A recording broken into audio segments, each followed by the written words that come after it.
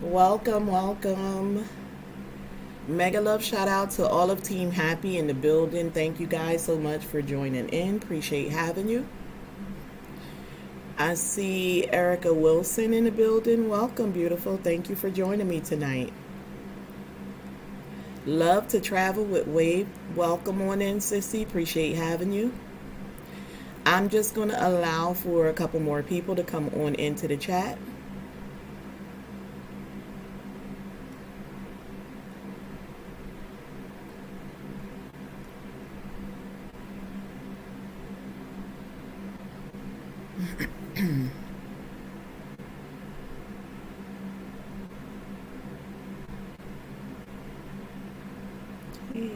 I see Arlene from Team Happy. Mega love shout out. Wave, welcome. Thank you so much. Erica Wilson, moderator Joy, mega love shout out.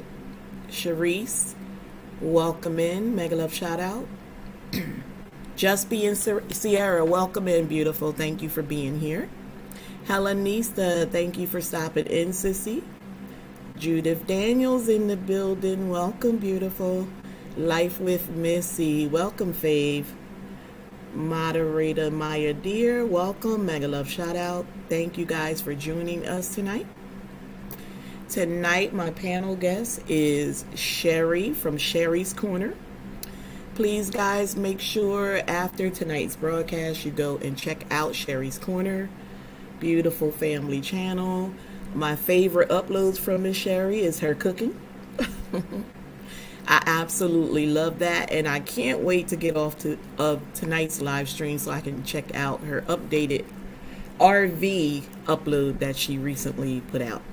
So welcome. Dakota, welcome. I believe that's daughter. Welcome. Thank you for joining. Mommy needs the support. Appreciate you being here, beautiful. Jihan, welcome. Thank you so much. Jacqueline and Doran from Team Happy. Mega love shout out. Thank you. Tonight we are talking with Sherry. She is 11 and a half years clean and sober from drug and alcohol addiction. She is going to speak with us openly and honestly about her experience in battling that demon. I'm asking that everyone please remain respectful, as this is someone's real life. Anyone interested in joining my panel, please DM me over on Instagram at Pretty Brown Eyes 2. We can come up with a topic together, or if you already have a topic, we can come up with some questions for your topic. Again, tonight's panel guest is Sherry from Sherry's Corner. I am going to allow Sherry to just briefly introduce herself. Hey guys, I'm excited to be here. I am Sherry, and I'm Sherry's Corner, and I am nervous, but it just take me a minute to get used to this. I am 11 years clean and sober of drugs and alcohol. My story's different than other people's. I'm not your typical on the streets, but I did always dabble in drugs and alcohol since I was a teenager. But as I hit an adult, then I really got into the battle.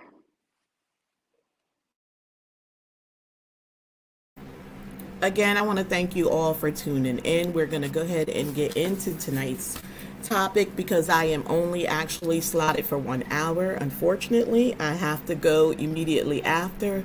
So I promise I will keep this as interesting as possible, but also as brief as possible for both Sherry and myself, because we are real people with real lives and we both have jobs and families. So, and we're older now. We're seasoned women, so we don't have all night. We don't party all night and hang out all night. But we came here to do something, and we're gonna go ahead and get into it. They're so nice. Moderator Joy said they're so glad to know you, ma'am, Sherry. Thank you so much, Joy. Appreciate that. Thank you for making her feel welcome, everybody. Arlene, mega love shout out. Thank you for coming. So, the first question, Sherry, what was your drug of choice? My drug of choice was opiates. I had had surgeries and I had 5 surgeries in one day. I don't recommend that, but I did that per my doctor. And I ended up getting hooked on all of the opiates, which is your um, morphine, tramadol, Percocet, Ativan, all of the drugs in that um, era or that underneath the opiates. That's what I was hooked on. Then I went to alcohol trying to get off of those, and you can't do that. You can't do that. Okay, so you said you had 5 surgeries in one day. Was it like a dental surgery or? I had female surgeries. I had to have a total hysterectomy, then an AMP repair, gallbladder surgery. The 5 surgeries was up inside my female area, and I'm telling you, I can't believe they did what they did, and I allowed that, but I didn't know how it would affect me till afterwards. And I kept telling the doctors, there's something wrong. I'm hurting too bad. Just check me out. And I don't want to blame the doctors. Please don't, because I still could have got earlier help, but they would just write me out a stronger prescription and I would take it. And then before I knew it, I was like, oh, I got to have a big meeting at work. I started taking them. I felt that high. I could get through everything. And this went on for years, just taking the opiates. And then I couldn't get off of them. And I just realized, and I just kept digging deeper and taking them and digging deeper and digging deeper. And I was functional for a while. And my family, when I started the alcohol and stuff too, because I started the alcohol to get off of the opiates, because that was my brain thinking, okay, I'm going to save me money because I drained. Sometimes some of this is hard to talk about, but I'll get through it. But I drained my account. I used up everything that we had in savings, and I went to the streets, got some wrong drugs, ended up in the hospital, and that's when I was like, I got to get off of this. That's when I switched to alcohol, and it didn't work. Only thing that did was let me save my pills for the daytime, and I would come home and down 2/5 and call it a night.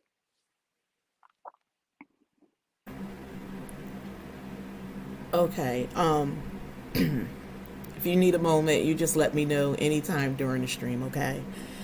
For anyone who's here new tonight, and I welcome everybody that's watching. I am in the field of working with human services, so I work closely with drug and alcohol patients as well. I've shared that a number of times on my platform. Very similar to what you're saying, I had a number of clients that were using like Percocets or something after a surgery, which is basically how they got started. Sort of very closely related to that story of how Michael Jackson ended up passing. It was surgery after surgery. The need for the one moment, guys.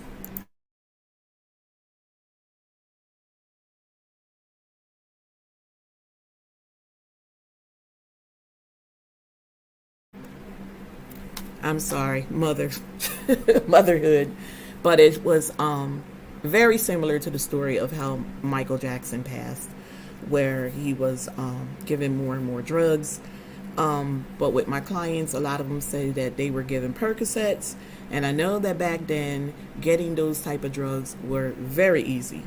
But eventually, when the Percocets were too much, they went after what they considered a cheaper high, where they would result to go into like heroin or something like that. Would you agree? That would have been my next step.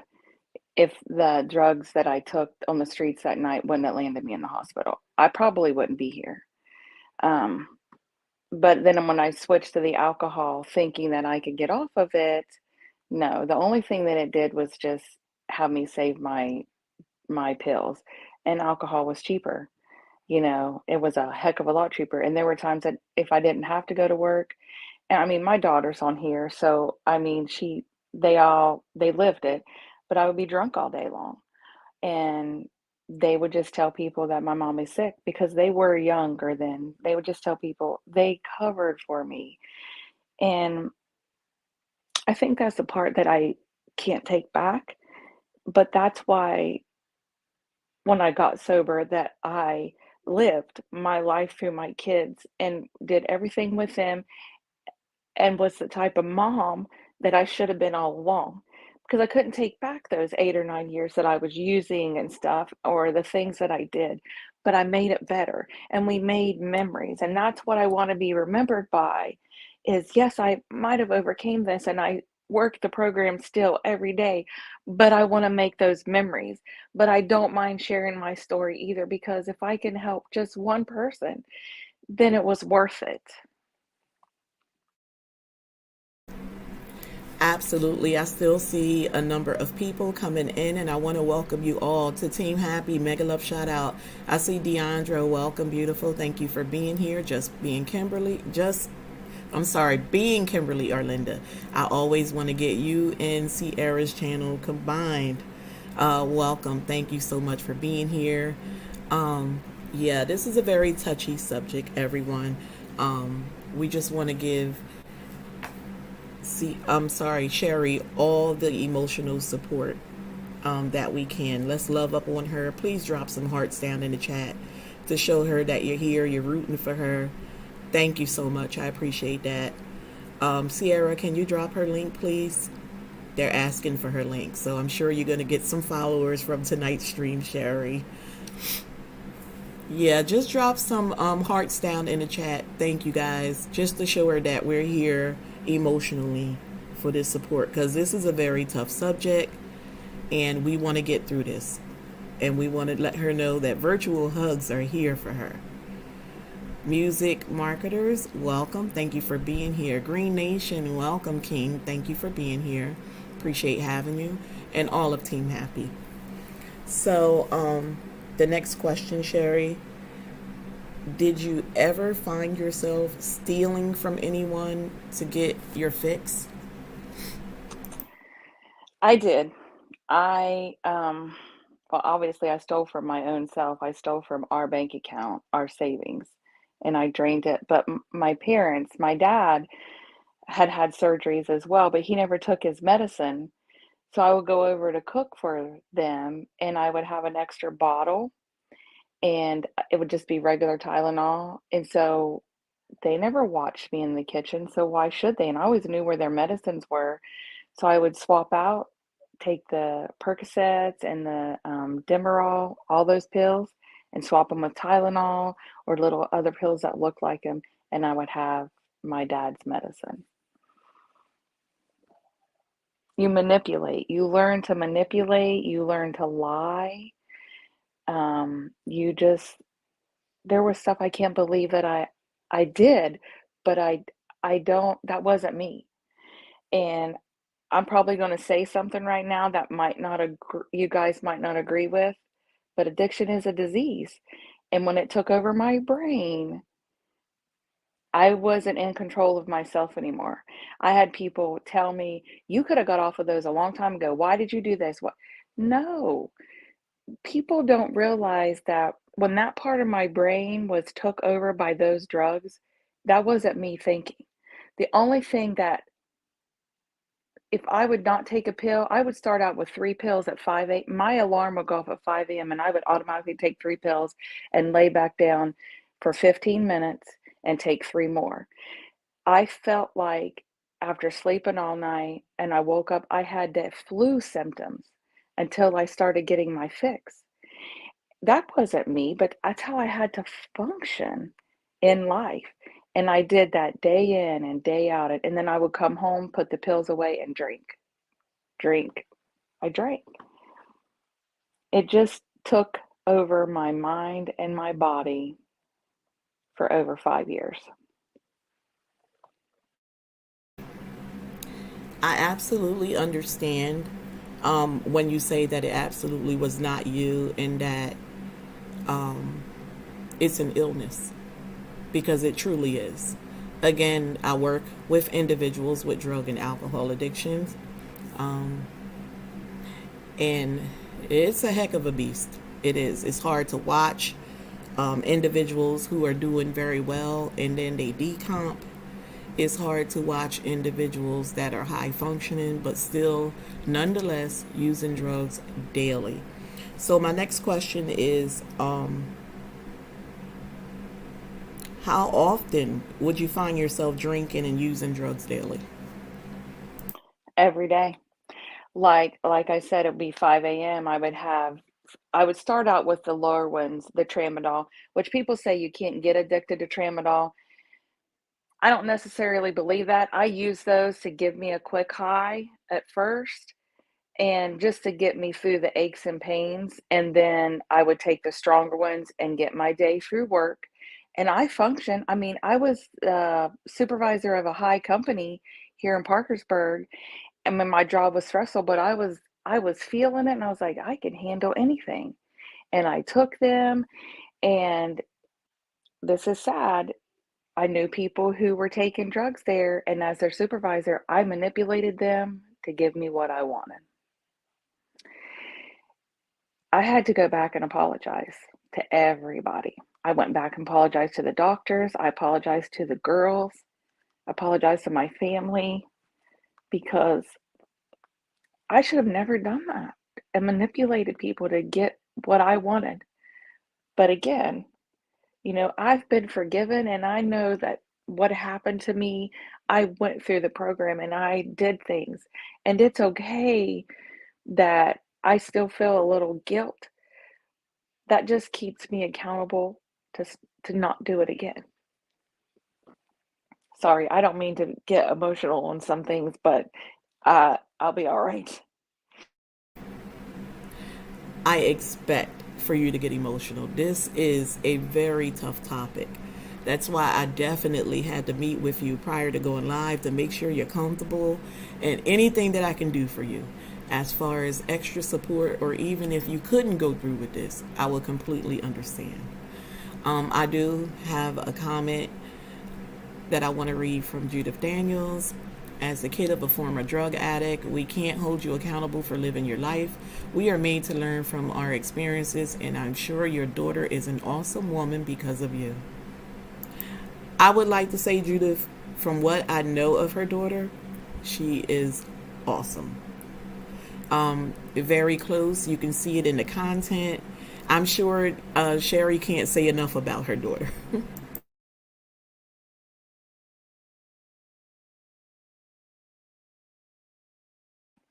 Okay. My daughter is, and she's on here, and she knows how much I love her. She is actually in social work today. She is out in the field and she is taking care of kids and adults, and she hasn't found where she's at. She's still in her internship, but she is amazing at what she does, and she has been so supportive of me, and yeah, we're really, really close, and that's all I ever wanted, and my other 2 I have 2 more children, and we're close too, but not as close as my daughter and I, but as a family, we are all close.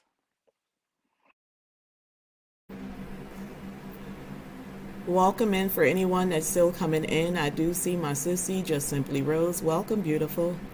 I do see a comment from your daughter, Judith's such sweet words.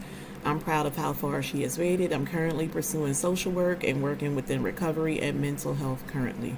She is a beautiful testimony. Absolutely.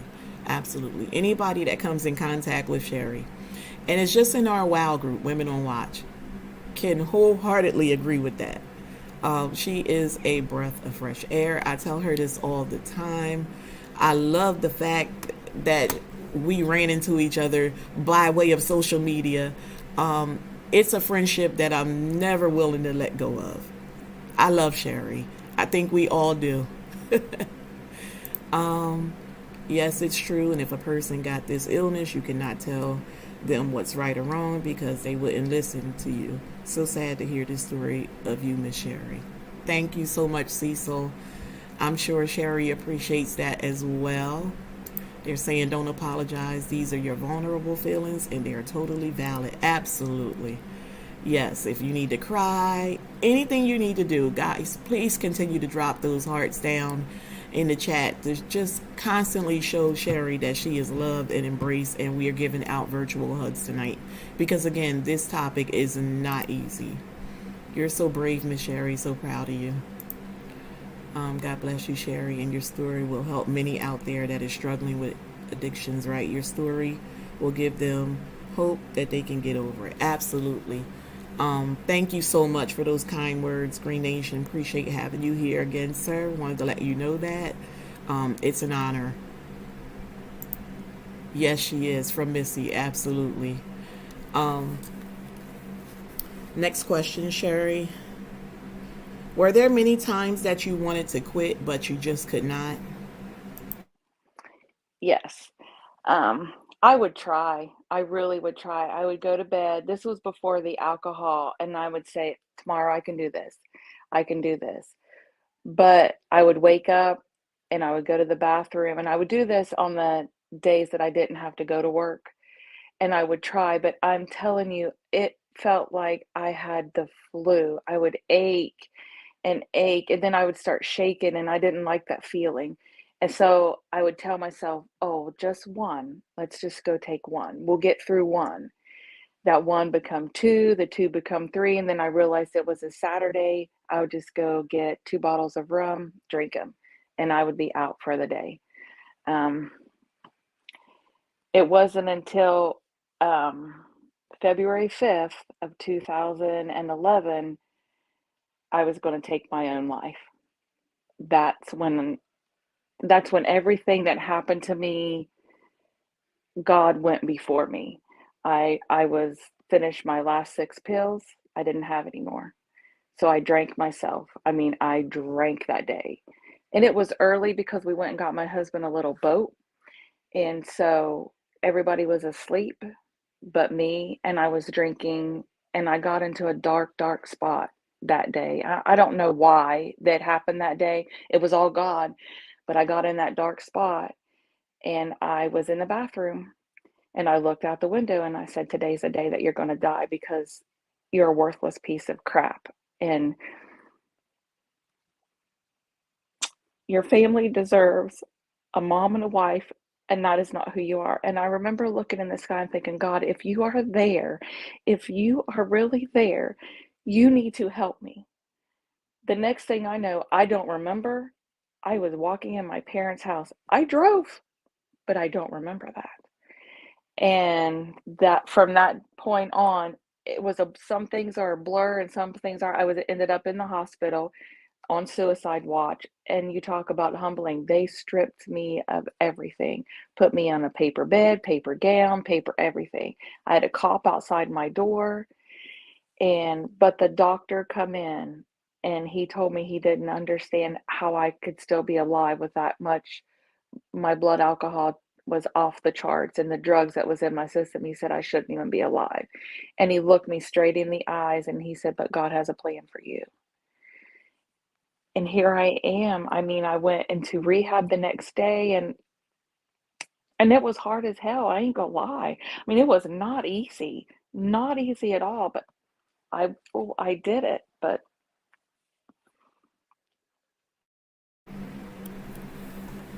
Would you say that that was when you considered yourself hitting rock bottom? Is that safe to say?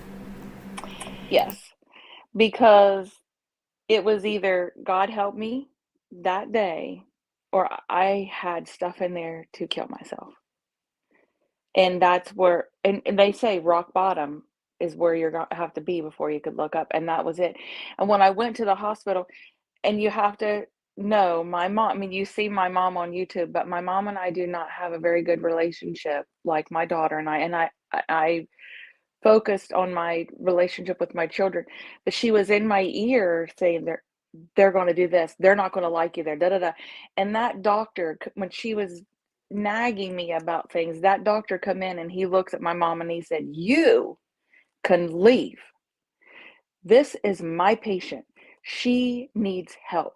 God does have a plan for her. She is going to get the help that she needs. And if you are going to hound her, you can leave." And he looked at my dad and he said, "You can either have her stay or she can sit down and shut up and let me take care of this child."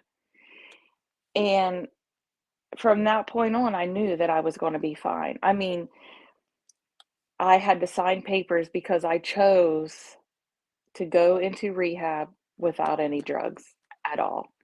But as I was coming off of it, he said no. They had to wait till the next morning for me to sign it sober because the things that I went through in detox for first 4 days with no drugs to come off of drugs, that was hell. If I lived hell those 4 days. So when you went into rehab, was it just a short stay, or did you do like the 90-day rehab? I had to do 90-day outpatient rehab after I went through extensive inpatient rehab because of my insurance. But I was so bad when I went in there that I stayed 7 days by myself. Then I was out in the group. And then when my therapist gave me the okay to come out, now that was hard because inside those four walls during group therapy, and because you go to meetings in there, that's part of your recovery. You're safe. But first few days in there, I wrote a note and told him, I said, "Listen, don't let me call my husband because if I call him crying and saying, 'Come and get me,' because you can leave AMA in any rehab, they can't. But if I would call him and say, 'Come and get me, this is not right for me,' he would have been there because number one, I get everything that I wanted, and he didn't want to see me crying. So I wasn't allowed to call him, and he wasn't allowed to call me. He would have to call them first and it was like 9 days before I seen him or was able to talk to him. And I was able to tell him where I'd hit everything, but he had already found it. When I went into rehab, he turned this house upside down and he found everything. And he was just appalled and he wasn't angry at me. He was never angry. He was more angry at himself because he couldn't save me. He never knew how bad I really was. And we've learned through therapy and stuff that wasn't his fault at all. He couldn't have saved me even if he tried. Yeah, he's my knight in shining armor, but he couldn't save me from that. That had to come from me. I had to do that myself because I was a manipulator and I lied, and then my kids lied for me. When I missed half of their football games and cheer, "Where's your mom?" "She's in bed sick. She's not feeling well." I mean, they covered for me. Okay, so when you went through your intensive inpatient, did they treat you with drugs to get you off of the drugs? No, because I signed a waiver that I did not want any drugs to get off of drugs. The only thing that I had in there was Tylenol for a headache. I I I wish, I mean, I don't wish. After day 2, I had a nurse beside me because I was going through such my body shook. I had felt like I had bugs on me, and I looked at my nurse that was there, and I got in her face, and I'm like, "I lied to you. You go get me that stuff. I'm getting out of here." She's like, "You just need to shut up. You got 2 more days of this." She goes, "We're gonna get through this." I was mean to her, but, she loved me through that. But I did it without anything, and I'm telling you, it was horrible. I laid in my own crap. I laid in my own vomit because I couldn't move. I screamed. It was awful. And I think that helps me today. Have I ever thought about drinking or using again? Yes. I'm not going to lie to you because that would, yeah, I did. But I also think, do you want to live that again? Do I want to go through that again? No. And if I would go even to go take a Percocet or a drug, my brain will never forget that. And I was on 300 some pills a day, 500 some pills a day.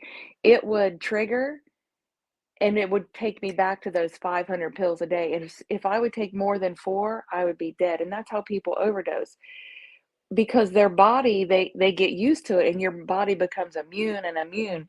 So when you take that much, your brain doesn't forget, and when it triggers it, you want that high again, and that brain wants that much. You can't handle it because your body's not used to that again. So I did it without it. I know that had to be hard because dealing with the clientele that I deal with, their blood alcohol content is just like through the roof. Did the doctors ever tell you where your blood levels were? They did. I don't know the numbers. It was high. It was he told me that I shouldn't even be alive looking at him. That's how high it was. I could probably get my charts, but I don't need that because I know what I don't know. My full story is on my channel. It's called It Happened to Me. I did that 11 years with the help of my daughter, and it goes into more detail of the drugs and stuff because I had a stroke coming off all those drugs. So talking to you guys, I'm trying to remember. So my brain is like working overtime and I forget things, but that's okay. I mean, I'm funny with this stroke sometimes. Sometimes I can be mean. That filter, it blocked that filter, and I don't mean to be mean, but somebody will say something. I'm like, you think you're funny? You're stupid. Then I'll be like, oh my gosh. I mean, I hurt people and I don't mean to. But my full story is there, and but I will answer any question. I'm not afraid to talk about it because it hurts, some things that I have to talk about because I hurt my family. And I think that's where I get more emotional because I hurt them. But look, my son is a youth pastor today. My oldest son has two grandbabies. My daughter is in the field of social work today. So they made it, and they have a story to tell as well as I did. So I'm proud of them, super proud of them.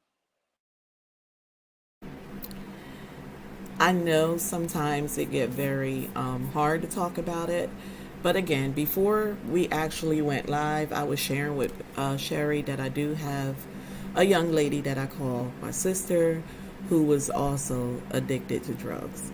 Um, she tends to sit around a lot and share her stories of her addictions with us, um, both in a church setting and in social settings. Now, I will say that the older folk that's in the church setting are not interested in hearing the story so much, even though they pray over her. I think it's a bit much for them. With older people, they're not used to it. However, when we're in like a more social setting, she is very funny, um, but she tells the truth. Like, she stands in her truth at all times. And a lot of people were getting deterred by her speaking about it, and I had to speak with them like, listen, let her walk in her truth, let her talk about it. This kind of keeps her out of the path of decompensation. The more she talks about it, because normally when they go to like rehab and stuff, they teach them that the first thing is admitting it, and then speaking about it, and then sharing it with people, and then hopefully helping others steer straight of it. So, do you find that you like to speak about it a lot, Sherry? Uh, I did when I first come out. I just wait for the opportunity. If I see, I'm in the school system, so I see a lot with the kids. I see their parents, and I'm telling you, I'm the first person to go right to the office, right to our social worker that's there and say, listen, I know this mom was on something when she picked this up. We need to do a home visit. And then I tell my story to them. But if some people don't know, but when I tell them, they're like, "What?" I'm like, "Yeah, that's why I'm a little loopy sometimes." And then I'll tell them, but I don't talk about it like all the time, like, "Oh, this is me," because I never want to be proud or prideful, because it was all God that He went before everybody on that day that I was going to take my life. So it was all God, and I never want to not give Him credit for that, because I really wouldn't be here today if He wasn't there. And I when I was in rehab, I remember crying and thinking, I can't do this. There was a Bible, and I grew up in the church, so I knew right from wrong. But again, those drugs took over my body. But I opened up that Bible, and right there it was, James 4:7, and it says, "Resist the devil, and he must flee." And I kept thinking, "Get out of my head, Satan, get out of my head, Satan." I opened it up again, Philippians 4:13, and those two scriptures, "I can do all things through Christ who gives me strength." When I would feel the urge that I couldn't make it in rehab, I would say, "Get out of my head, Satan, you're not going to defeat me. I can do all things through Christ who gives me strength." I quoted those every day. And I do this still today, before I lay my head down at night, I thank the Lord for another day of sobriety, because I shouldn't be here. And before I get up of a morning, I'm like, "Lord, help me through the day with your strength. Get me through another day." And I live my life like that, because I thank Him for the life that I have. I mean, I have a brain bleed where I had my stroke. I shouldn't be here. I had too much I overdosed 4 or 5 times, and I'm still here. So my story isn't over. My drug and alcohol story is, but God has the pen now, and He's writing out the rest of my story now, and I share my sobriety with other people. Wow, unbelievable. You have definitely gone through a lot. Guys in the chat, please keep those hearts coming so she knows she's loved, virtual hugs, and she's supported here tonight. Because again, this is a very tough topic. Fakwa said that was very hard, ma'am. But I salute you that you chose to be a better version of yourself. Absolutely. JBD, I don't want to say the first name wrong. Hey Sherry, it's Alex, your future son-in-law. I'm proud of you. Thank you so much, Alex, for coming in to support her. Look how happy she is. Look how she lit up. Do you want to say anything real quick, Sherry? Go ahead. Oh, Alex, I love you. You just made my night. I didn't even know you were going to be here. But remember, I will kick your butt, boy.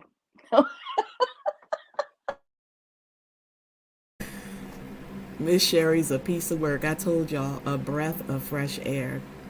From Jacqueline, Tim Happy, your experiences made you a better person now, Miss Sherry. Blessings to you. From Missy, Sherry, you are amazing. Blessings to you. Absolutely. I see Sherry. I love you all. Sherry's on the panel and down in the chat. From Rose, people are uncomfortable with things that they don't understand. Absolutely. We talked about that a little bit the other night when you were on the panel also, Rose, when we discussed living and battling with depression. Absolutely. From your daughter, sometimes you got to be comfortable with being uncomfortable. Absolutely. Afromex, welcome in, fam. Thank you for being here. See them giving a shout out. Minmoga family, welcome. Thank you for being here. Appreciate having you. All of Team Happy, welcome. Mary Lou. Just seeing if there's any more questions. Welcome, fam. Minmoga and family, thank you for joining at MrsAmaechi's live stream. She's amazing. Thank you so much, fam. That is my family there, Afromex guys. If anyone has in here has never seen their channel, please go over. Lots of mukbangs, so always bring something to eat when you come and see them, because they're gonna make you hungry. Very beautiful family. What can I say? You guys need to go check them out. I can't brag on them enough. Dakota, that is growth. Absolutely. Sherry, you have all the love and support you need right down here in this chat. Do you see this? Oh my gosh. Yes, this will absolutely get us through the next couple questions. Such an I love you awesome. guys. I love you so much. I'm trying not to look at the camera down here because it just I don't like yeah. But thank you. Thank you from the bottom of my heart. Just looking down and seeing that support is makes me happy that you guys are there for me, and that I'm talking about something hard, but yet I have so much support and I appreciate that more than you'll ever know. Guys, please make sure you go and support Sherry's channel moving forward from tonight and just see all her great uploads. And like she said, she told her own story. She gave her testimony over on her channel. So if you go back and watch her content, you'll be able to see that unfold. So Sherry, do you currently have any triggers for decompensation? I do. I mean, they don't come every day at all. But I really come this close to almost relapsing. We went through a very, very hard time in our family, in my marriage, and I was this close. And I knew that if I didn't call my sponsor right then and there, what was going to happen. I picked up that phone and I went. I went to a meeting, I went to another meeting, and I stayed and I started journaling again. And I wrote everything down and I got right back in. I go to meetings still today. Um, I don't go every week or every day like I did in rehab because I'm comfortable enough and know when I need something, but I do go. I do go to Celebrate Recovery, and that is a Christian base step down. Then they do the 12 steps because you have your Narcotics Anonymous and then you have your Alcohol Anonymous. I chose the alcohol one with the faith base because I wanted the worship, but I was dual diagnosed, double dipping, drugs and alcohol. So I chose that. And their program was what fit me a little bit better. And there were more meetings here in Parkersburg that I could go to without having to have somebody. My husband had to drive me to a couple of them, and he drove me to them when we first started. I was like, no, I'll drive myself. And he's like, no. He's like, because you won't go in. He's like, I know you. He said, you have to walk in there and actually talk to people. So he took me, and they were private meetings, so he wasn't all in, but he watched me walk the door, and he stayed there in the parking lot for me. But yeah, I mean, when I feel the urge, and there are some things on Facebook that I see that triggers me that happen when I was going to relapse, and I just have to snap it off and delete. And my daughter protects me a lot. She's like, Mom, there's a trigger going to be on there. I'm forewarning you now. We'll go delete it. And then her and I chat back and forth. But I mean, if I would sit here to say, oh no, I'm fine, I don't have anything, that's a lie. And anybody who goes through there, I would have to look at them and say, then what are you doing then to do that? Because we're all tempted over something every day. We're tempted somehow because that's just life. And that's how the devil works. And he takes you at your weakest to try to get you to slip up. Absolutely. I see where Alex said, God bless anyone who's overcame addictions. Families have lost loved ones to this battle. God bless you, Sherry. We love you. Absolutely. We all love you, Sherry. I tell you almost every time I talk to you, even in my DMs, because I really do. This isn't about addictions. This is simply about a relationship that I fostered with you. Oh, Sherry, I love that for you. Absolutely, Kimberly. Do you currently, are you currently in any programs or have a sponsor to assist with maintaining your sobriety? I do have a sponsor. My sponsor always wishes to remain anonymous, because we do several things together, and it's really funny. Nobody knows who she is but me, and I respect that for her. I do sponsor somebody. I don't care if she tells who I am, but she wishes to remain anonymous because of her position, and that's fine. You know, in this um, in the drug and alcohol community, and when you go to meetings, it is private anyway. We are not to talk about who's there, who's not there. So I've learned to respect people's privacy and stuff. But like I said, I do go to Celebrate Recovery. There's a couple of girls that I was in rehab with that I'll go to a meeting with them, but I try to stay away from certain people. I backed away from them because that's a slippery slope. And like I had to change my friends. I mean, I still think about them, but I don't associate with them anymore because I can't, because they chose not to change. And I don't want to be around, I don't want to be in the midst of that because that would be too much of a temptation for me. Yes, I joke. I was telling Wanda tonight, I joke about it. I'm like, oh, I had a bad day at work. I want to go smoke me one. I'm going to go smoke some crack when I get home. I'm going to go drink a fifth. And we laugh about that. But with them, I don't want to be around that because they're not joking about that and they want to go do that. And I don't want that life anymore. That life is in my past and I want to keep it there. So, but yes, I'm sponsoring someone and I have a sponsor and I will always keep that because that keeps me accountable for my own sobriety.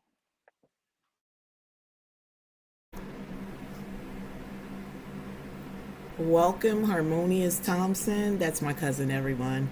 Wonderful testimony. Please keep going and stay strong. Let me put it up here. If you're not strong enough, speak with someone who will not be moved by your excuses. Absolutely. Um, that is some powerful, powerful advice there.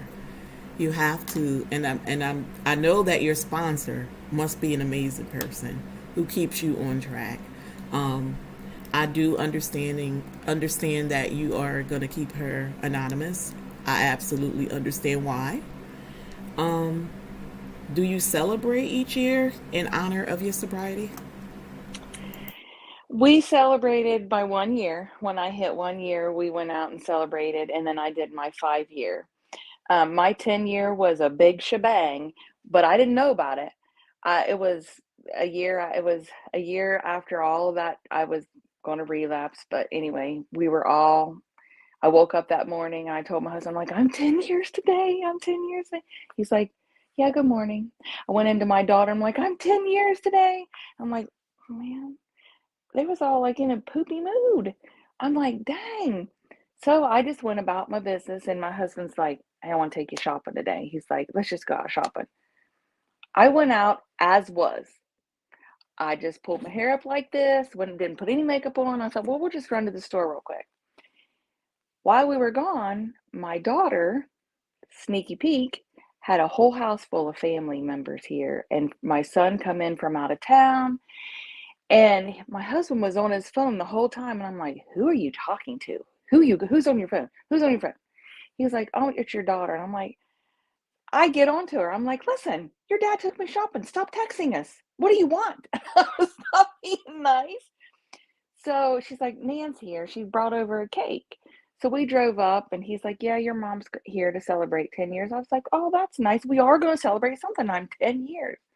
When I come in my basement, it was decorated and there were gifts and I had friends and they celebrated 10 years and we had bottles of champagne, we had glasses. I mean, it was amazing. So yes, I do celebrate. I don't celebrate big like that every year. I will do it again at 15. I will do it again at 20. I'll do the big milestones. But every year, my husband will do something for me or my children, and we'll go out to dinner and have something together because it is something to celebrate. And I go and get my coins then too. Like if I would get 11 years worth of coins every time they gave out coins, I wouldn't be able to carry my bag, but I have my 1 month, my 1 year, my 5 year, and my 10 year. And I carry those with me in my wallet and stuff. So wherever I go and I open it up, I know I have those and why I have those. They're with me all the time. Very good. A constant reminder. I like that. I like that. Do you find that holiday seasons are very hard because that's when a lot of people tend to drink a lot of alcohol and stuff like that? No, I mean, I did get drunk and drugged really, really bad 1 year at Christmas time, but I tried not to do the alcohol around the holidays. I just took the drugs to stay at that even because when I did drink and would take the alcohol, my house would be a mess the next day. And I did things that I don't remember doing, and there would be glass everywhere, and I'd try my daughter and my son would be cleaning it up, and I'd wake up thinking, "What happened?" And they would always say, "It's okay, mommy. It's okay." So I really tried to make the holidays, even in my using, special. And I only did it one time, and it was awful, and I fell down the steps, and I just don't remember, and I don't ever wanna not remember Christmas. So no, no, they're not that doesn't bother me because I didn't do it then. We celebrate, though, really big at Christmas and stuff, but, I just didn't drink, but I did use just to keep me at that happy level.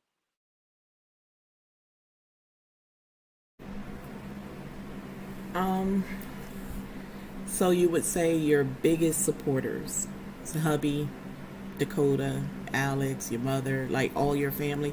What about your friends? Yes, it was 4 years, um, they did this thing at the church, like, nobody knew when I was in rehab. Nobody they just thought that I was sick and in the hospital. And because at first, we didn't wanna tell anybody because I was getting ready to go into the school system. I wasn't embarrassed, but my husband just wanted to protect everybody, to be the protector. I was 4 years clean and sober, and our pastor at the time was doing this is my story at the church. And God spoke to him, my husband, at church one morning, and we come home and he said, "I think you should tell your story if you're ready."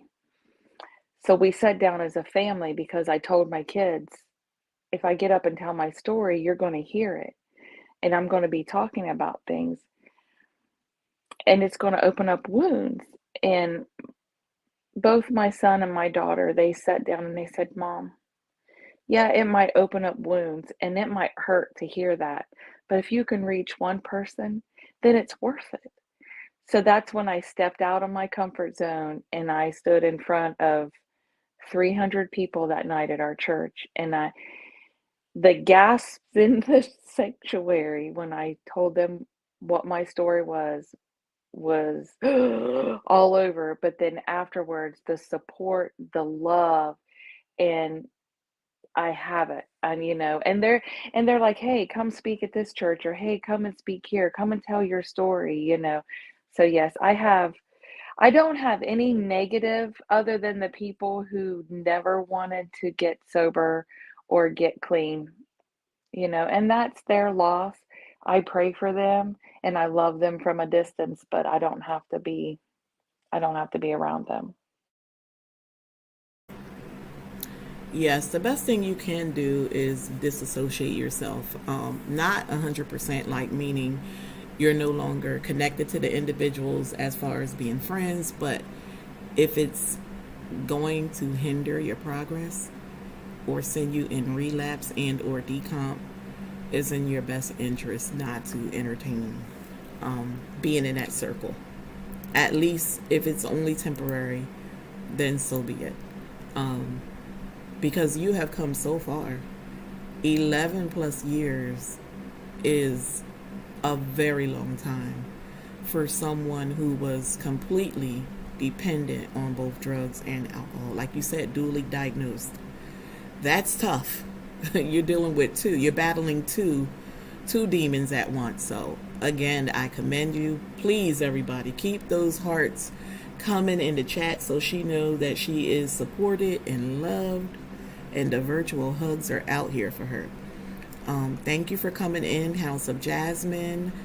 Always Tam Tam, and I saw Tamika Davis come in. Thank you so much. Appreciate having you here. Afromech says, so proud of you for making that bold and courageous move to step out in front of 300 people in your church and receive nothing but love. Absolutely. It's hard for her to just sit up here on this panel tonight. So I know sitting in front of that many people at the church was hard.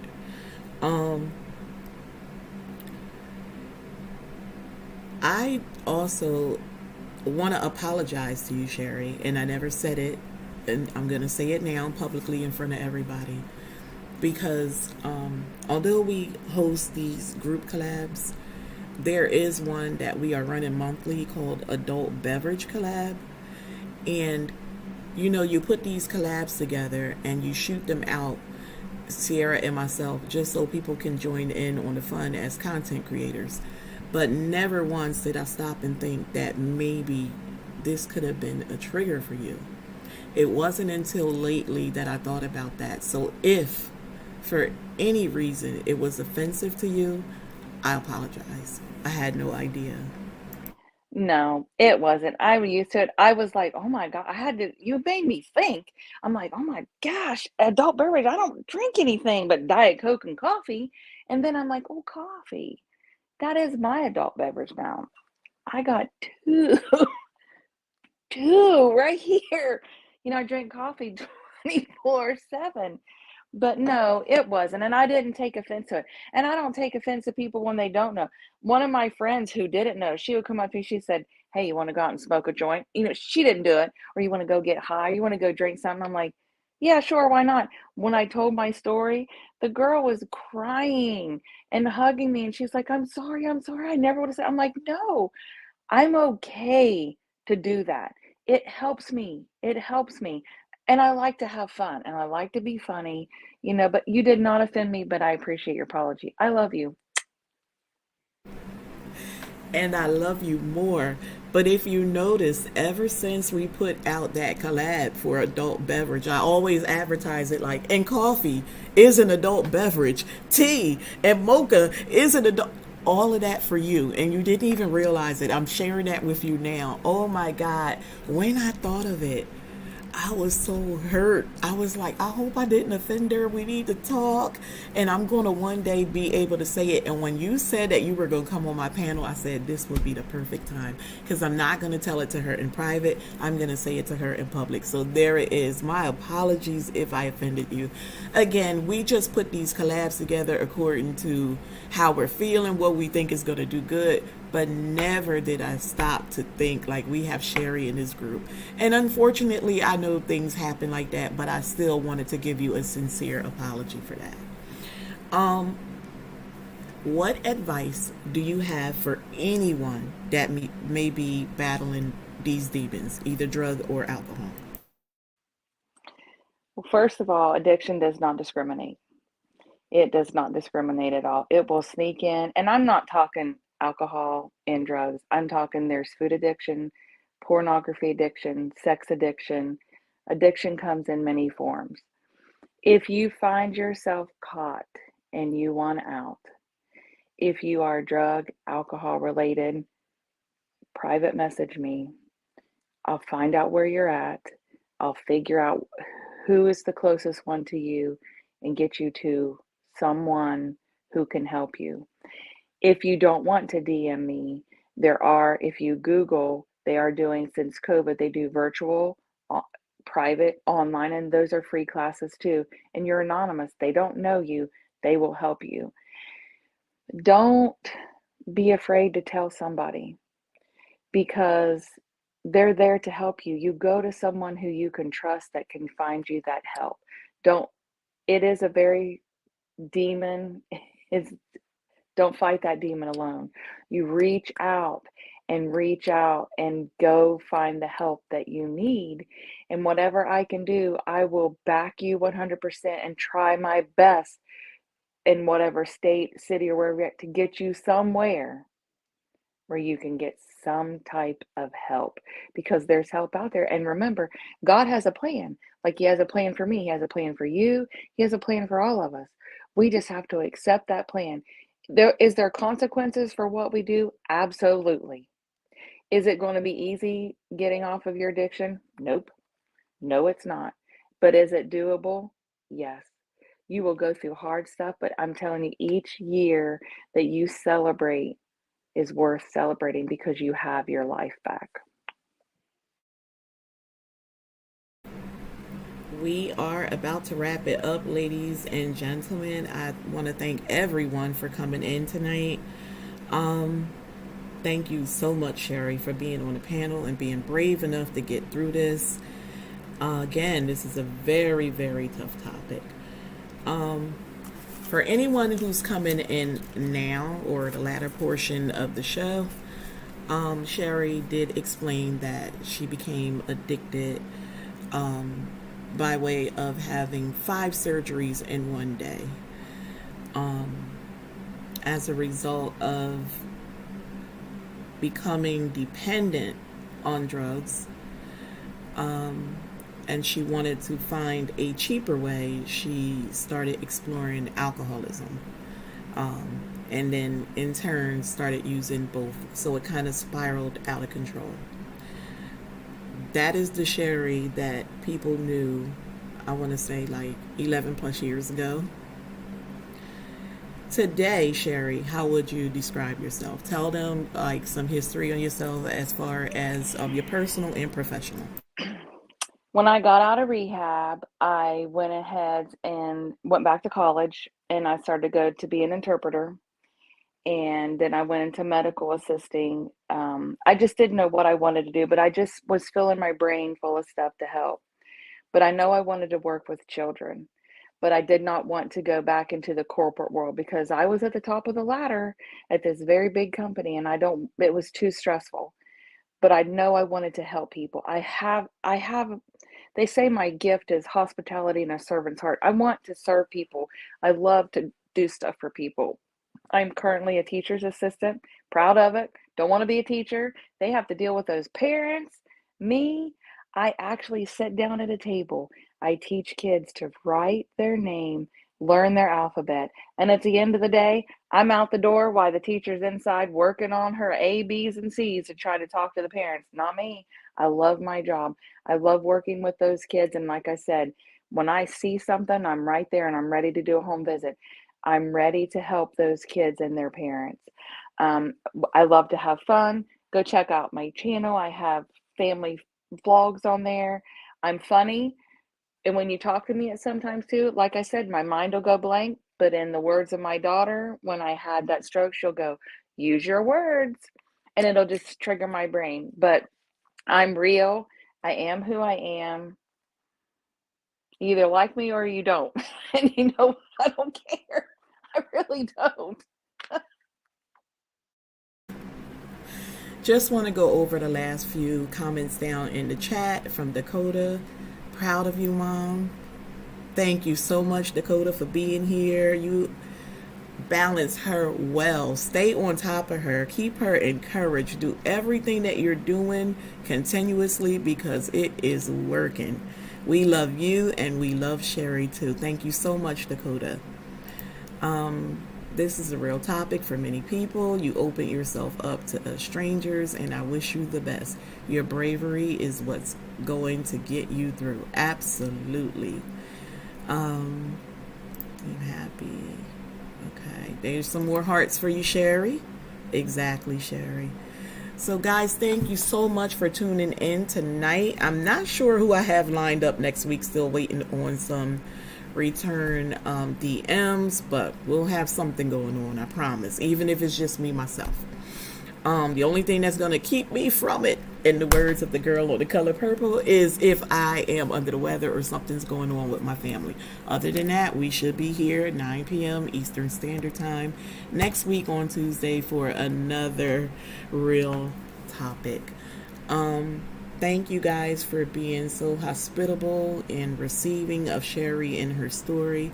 Thank you for making her feel loved and warm and appreciated up here. You guys are the best. Sherry, if there's anything you want to say in closing. Thank you guys. I appreciate this, and I really do love you, Wanda. And I love Sierra, and I just love this community and I love our WOW group. I can't say it enough. You guys are just so much of an inspiration to me. You'll never know. And even though I tattle on myself because I'm goofy, I don't care. I love you guys. And again, guys, if you have any addiction or anything, just reach out to somebody. I can't say that enough. Don't battle it alone. Please don't battle it alone. Thank you for all the hearts. Thank you for just being here and supporting me. I am going to go to bed tonight with a happy heart. Final words, like Sherry say, addictions is an illness. So I'm just going to leave you guys with something that my mother always told us. The only time you should look down on a man is when you're picking him up. Thank you guys for tuning in. Love and respect to you all. God bless. Good night.